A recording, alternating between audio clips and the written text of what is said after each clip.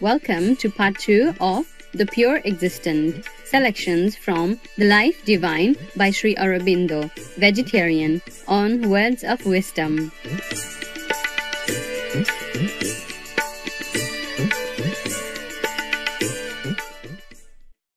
India is the home of many great spiritual masters who have brought wisdom and truth to earth.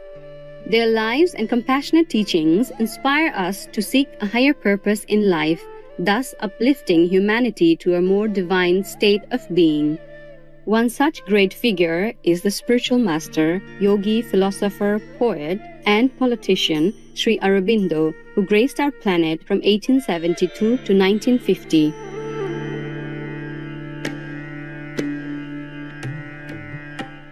Sri Aurobindo's time as a politician was dedicated to achieving India's independence.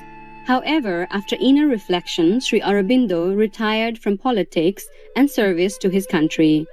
His aspirations turned instead toward the liberation of all humanity. Sri Aurobindo traveled to Pondicherry on the southeastern coast of India, where he retreated into the practice of silent yoga. Based on the inner knowledge revealed to him during his spiritual practice, Sri Aurobindo began publishing writings full of wisdom.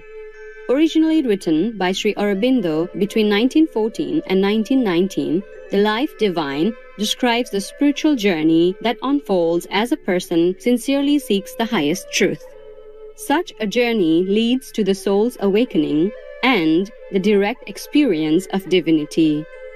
Today, we continue to present excerpts from Chapter 10, The Pure Existent, from the book The Life Divine.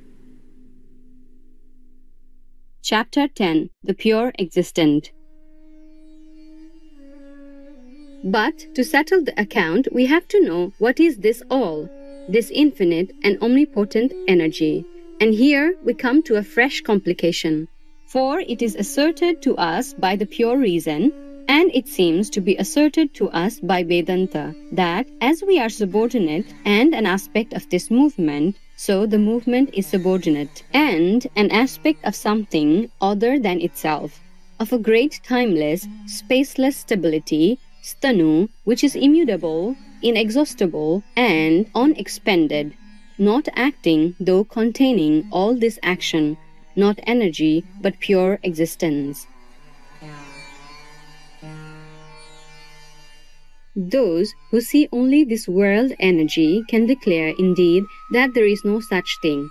Our idea of an eternal stability, an immutable pure existence, is a fiction of our intellectual conceptions, starting from a false idea of the stable. For there is nothing that is stable. All is movement. And our conception of the stable is only an artifice of our mental consciousness, by which we secure a standpoint for dealing practically with the movement. It is easy to show that this is true in the movement itself. There is nothing there that is stable. All that appears to be stationary is only a block of movement, a formulation of energy at work, that so affects our consciousness that it seems to be still, somewhat as the earth seems to us to be still, somewhat as a train in which we are traveling seems to be still in the midst of a rushing landscape. But is it equally true that underlying this movement, supporting it, there is nothing that is moveless and immutable? Is it true that existence consists only in the action of energy? Or is it not rather that energy is an output of existence? We see at once that if such an existence is, it must be, like the energy, infinite. Neither reason, nor experience, nor intuition, nor imagination bears witness to us of the possibility of a final terminus.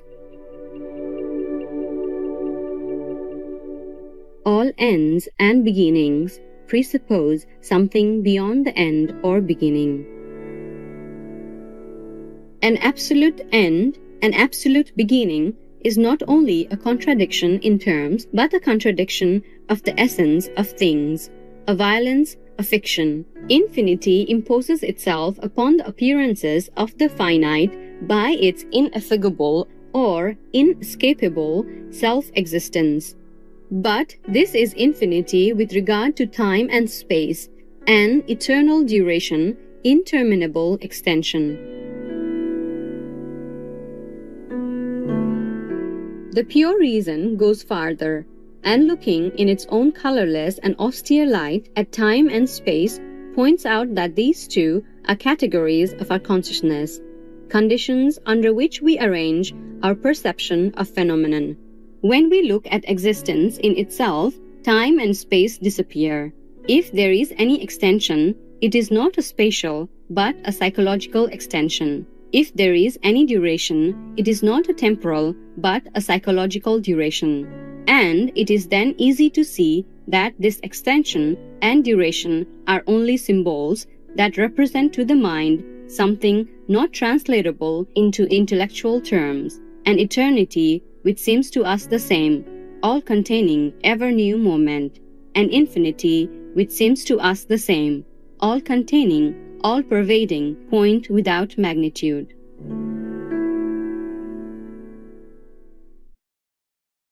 And this conflict of terms, so violent, yet accurately expressive of something we do perceive, shows that mind and speech have passed beyond their natural limits and are striving to express a reality in which their own conventions and necessary oppositions disappear into an ineffable identity. But is this a true record? May it not be that time and space so disappear merely because the existence we are regarding is a fiction of the intellect, a fantastic nihil created by speech, which we strive to erect into a conceptual reality?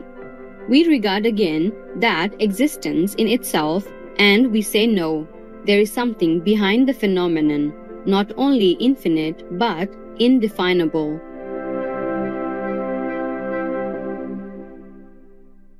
Of no phenomenon, of no totality of phenomena, can we say that absolutely it is?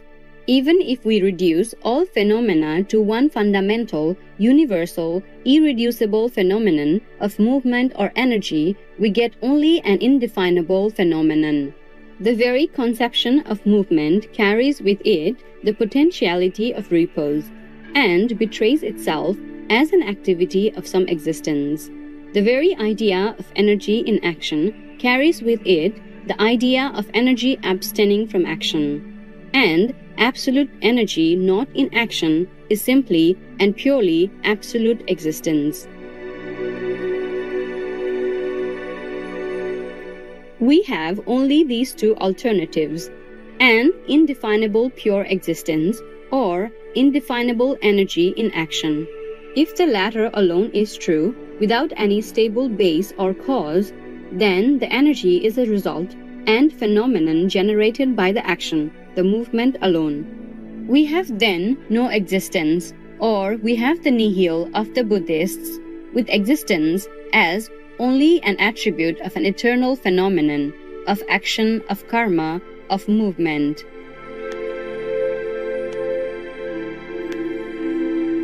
This asserts the pure reason, leaves my perceptions unsatisfied, contradicts my fundamental seeing, and therefore cannot be. For it brings us to a last abruptly ceasing stair of an ascent, which leaves the whole staircase without support, suspended in the void.